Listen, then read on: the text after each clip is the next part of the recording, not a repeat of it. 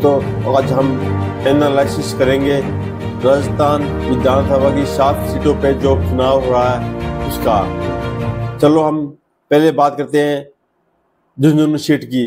Jhunjhunu seat के ऊपर कांग्रेस के हैं अमित ओला, निर्दलीय हैं राजेंद्र सिंह हुड्डा और बीजेपी ने दिया टिकट राजेंद्र बाबू को। इस सीट के ऊपर एकदम कंटेस्ट मुकाबला है और अलग किस तरफ भी जा सकता है। राजेंद्र हुड्डा बहुत अच्छा चुनाव लड़ रहे हैं। राजेंद्र हुड्डा को इस सीट पर एज आज के टाइम देखा जाए तो इस टाइम पर मुस्लिम वोटर राजेंद्र हुड्डा के पक्ष में नजर आ रहे हैं। अब हम बात करते हैं रामगढ़ सीट की। रामगढ़ के ऊपर मुकाबला कांग्रेस के पक्ष में जाता हुआ नजर आ रहा है। यहाँ पर आर्यन जुबेर खान जीतते हुए नजर आ रहे हैं। इस सीट के ऊपर 1,26,000 मुस्लिम मतदाता हैं। अगली सीट है खींवसर।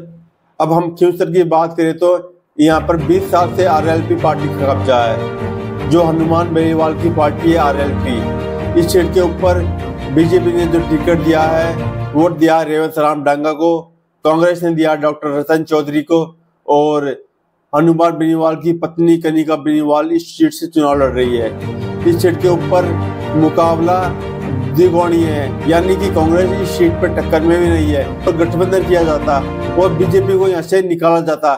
लेकिन गोविंद सिंह डोटासरा नहीं चाहते कि इस सीट पर गठबंधन हो और हनुमान बेनीवाल जीत जाए और वो बड़ा जाट नेता बन जाए, क्योंकि यहाँ पर जाट नेता बड़ा बनने की होड़ है। इस सीट के ऊपर एक तरफ तो बोलते हैं कि जाट को मुख्यमंत्री बनाया जाए, हनुमान बेनीवाल इसकी मांग उठाते हैं कि राजस्थान जाट बहुल इलाका, एक बार भी यहाँ पे जाट मुख्यमंत्री नहीं बना है।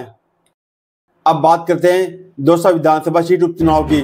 यहाँ पर इनडायरेक्ट रूप से मुकाबला किरोड़ी लाल मीणा और सचिन पायलट के बीच देखा जा रहा है, क्योंकि यहाँ पर जो टिकट दिया है दौसा से बीजेपी का वो है जगमोहन मीणा को, जो किरोड़ी लाल मीणा के भाई हैं, और कांग्रेस ने टिकट दिया है डीसी बेरवा को।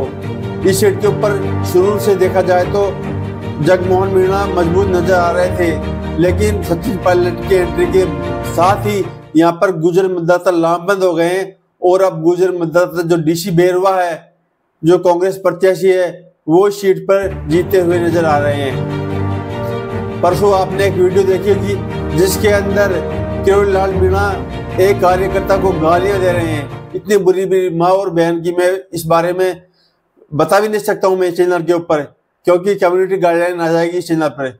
मतलब ये जो गुस्सा है हारने का मतदाताओं के ऊपर उतारा जा रहा है, कार्यकर्ताओं के ऊपर उतारा जा रहा है, ये बात ठीक नहीं। लोकतंत्र के अंदर सभी को अपनी बात रखने का अधिकार है। अब बात करेंगे सलूमबर विधानसभा सीट उपचुनाव की। यहाँ पर दिवंगत विधायक थे अमृतलाल मीणा, उनकी पत्नी शांता देवी को बीजेपी ने टिकट दिया है और यहाँ पर कांग्रेस ने टिकट दिया रेशमा मीणा को, जो 2018 में बागी होकर चुनाव लड़ी थी, और बाप पार्टी भी यहाँ पर टक्कर देती नजर आ रही है, जहाँ पर जितेश कटारा को बाप पार्टी ने टिकट दिया है।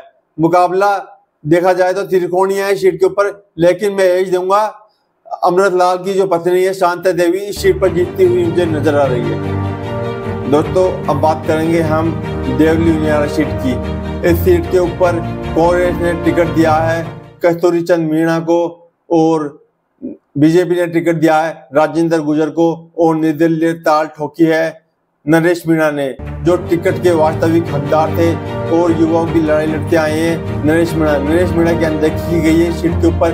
अभी देखा जाए जातीय समीकरण की बात करें तो इस सीट के ऊपर 2 मीणा हो गए, कांग्रेस का भी मीणा और निर्दलीय भी मीणा और गुर्जर हो गया एक, और अब देखा जाए तो इनके वोट डिवाइड हो जाएंगे मीणों के और गुर्जर के वोट एक तरफ गए तो इस सीट के ऊपर बीजेपी का कब्जा हो जाएगा।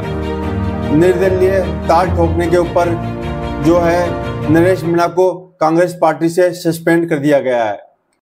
अब बात करेंगे हम डूंगरपुर जिले की 84 विधानसभा सीट की। इस सीट के ऊपर 17,000 वोटों से जीते थे राजकुमार राउत भारतीय आदिवासी पार्टी से, फिर वो इंडिया गठबंधन के प्रत्याशी बनाए गए और फिर सांसद बन गए। सांसद बनने के बाद ये सीट खाली हो गई थी और इस सीट के ऊपर मुकाबला मुझे नजर नहीं आ रहा। इस सीट के ऊपर भारतीय आदिवासी पार्टी की ही जीत निश्चित होगी, यह मेरा 100% अनुमान है।